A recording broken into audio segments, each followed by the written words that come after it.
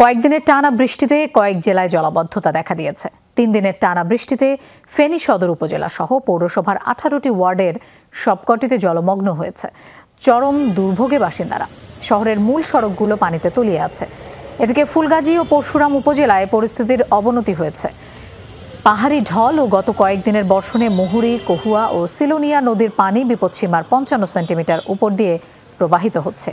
২টি উপজেলার প্রায় ৭০টি গ্রাম প্লাবিত। পানিবন্দী হয়ে পড়েছে হাজার হাজার মানুষ।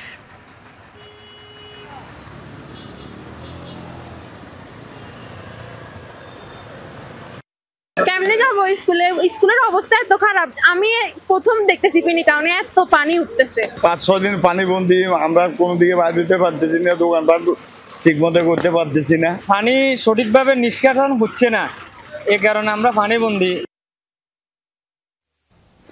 ভারী বৃষ্টিতে তলিয়েছে চট্টগ্রাম নগরীর আগ্রাবাদ, হালিশহর, চকবাজার, বহদ্দারহাট সহ নিম্নাঞ্চল। এসব এলাকায় তৈরি হয়েছে জলাবদ্ধতা। ভোগান্তিতে নগরবাসী। পানি ঢুকে যায় বাসাবাড়ি, দোকানপাটে। সড়ক জলমগ্ন থাকায় সবচেয়ে বেশি ভোগান্তিতে পড়েন কর্মমুখী ও স্কুলগামীরা। যানবাহনের অভাবে বিপাকে পড়তে হয় তাদের।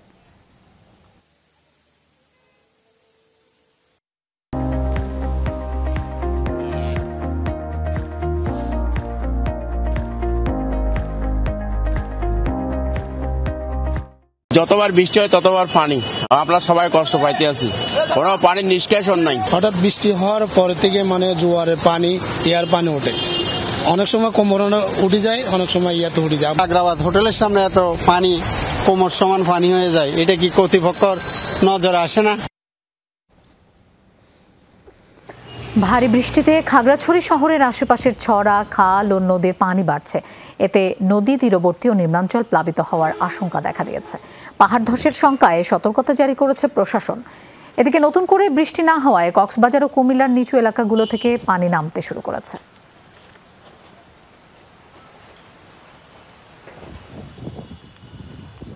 দর্শক, এই বিষয়ে আমরা আরো জানবো। চট্টগ্রাম থেকে আমাদের সাথে যোগ দিচ্ছেন সহকর্মী মামুনুর রশিদ অভি। বন্দরনগরীর আবহাওয়ার পরিস্থিতি একটু জানতে চাই। এখানে তো অল্প বৃষ্টিতেই জলাবদ্ধতার দেখা দেয়। কি অবস্থা ভোগান্তির নগরবাসীর?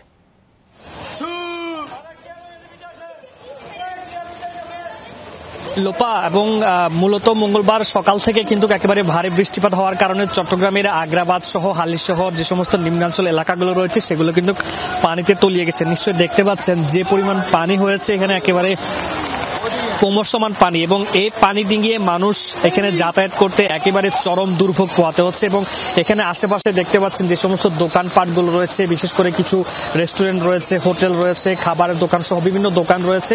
এইসব দোকানের ভেতরে কিন্তু একেবারে পানি প্রবেশ করেছে, ফলে মানুষের কিন্তু অনেক বেশি পরিমাণে দুর্ভোগ পোহাতে হচ্ছে। এবং তাদের যে ভিতরে ক্ষয়ক্ষতি হচ্ছে, তারা বলছিলেন যে অনেক পরিমাণে তাদের ক্ষয়ক্ষতি হয়েছে। এবং বৃষ্টি কিন্তু একেবারে অনবরত পড়ছে, এবং এই বৃষ্টির কারণে নালা যেগুলো রয়েছে, খাল নালা, সেগুলো একেবারে পানিতে টইটুম্বুর, একেবারে জলমগ্ন হয়ে গেছে। ফলে মানুষ কিন্তু যাতায়াত করতে পারছেন না, এক জায়গা থেকে অন্য জায়গায় যেতে তাদের বেগ পোহাতে হচ্ছে। এবং পাশাপাশি কিন্তু সড়কে কোনো যানবাহন নেই। যে কয়েকটি অটোরিকশা, সিএনজি রয়েছে সেগুলো কিন্তু কিছুক্ষণ পরে যাওয়ার পর, পানি ঢোকার পর সেগুলো বন্ধ হয়ে যায়, এবং শুধুমাত্র রিক্সা রয়েছে, সেই রিক্সাগুলো চলতে অনেক বেশি বেগ পোহাচ্ছে। পানি যেহেতু একেবারেই সময়ের সাথে সাথে কিন্তু পানিও বাড়ছে, ফলে মানুষের দুর্ভোগের কোনো কিন্তু শেষ নেই। এবং প্রতি বছরই তাদের এই বর্ষা ছাড়াও যখন কোনো বৃষ্টি হয়, সারা বছরই বলতে গেলে এই আগ্রাবাদে জোয়ারের পানি এবং বৃষ্টির পানি মিলে একাকার হয়ে যায়। ফলে মানুষের কিন্তু অনেক বেশি কষ্ট হচ্ছে, এবং অনেকে বলছিলেন যে এই কষ্ট থেকে, এই জলাবদ্ধতা থেকে আসলে তারা কবে মুক্তি পাবেন তার কোনো হিসেব নেই। তারা বলছিলেন